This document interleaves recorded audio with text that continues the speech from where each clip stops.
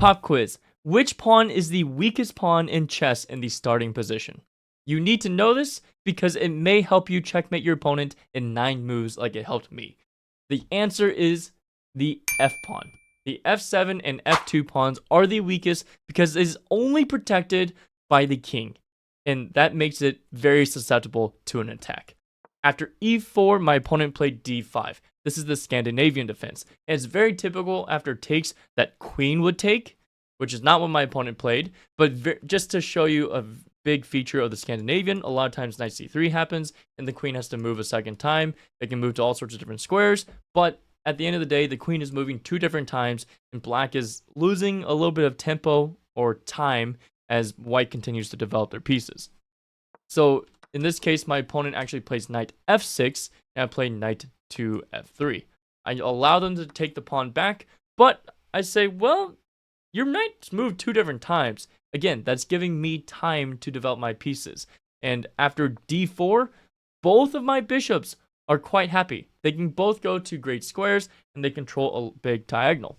And here my opponent plays bishop to g4, which my first thought is, well, normally the knight is on f6, and without the knight on f6, this bishop feels a little loose.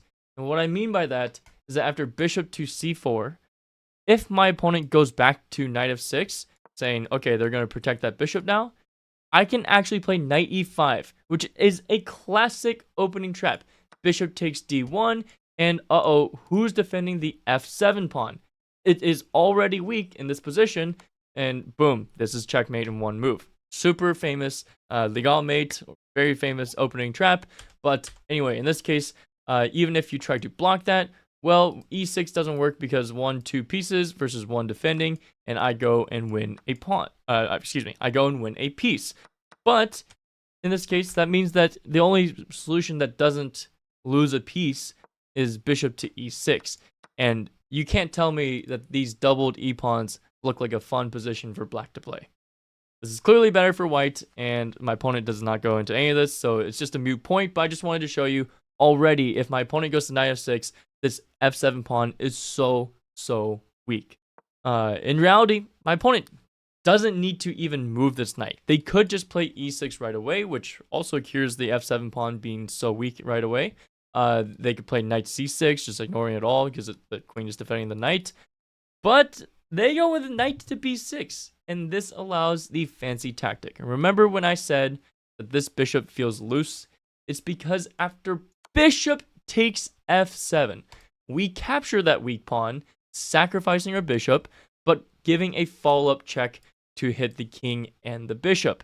Now, when the king goes to g8, I simply capture with my queen, and look, I sacrificed the bishop, I won the bishop back, and I won the f-pawn, and on top of that, your king is on g8, it cannot castle, it's blocking your rook in, it's just entombed right now, and there are serious light square issues. Those light square weaknesses are completely ignored by my opponent, and they allow a mate in 1. Now, my opponent didn't play their best chess, I understand that, but it's still very important to understand how the f-pawns can be very weak, because whether you're attacking or defending, it can change the game. If you want to learn more chess concepts, then go check out this video right over here. Happy learning, everyone.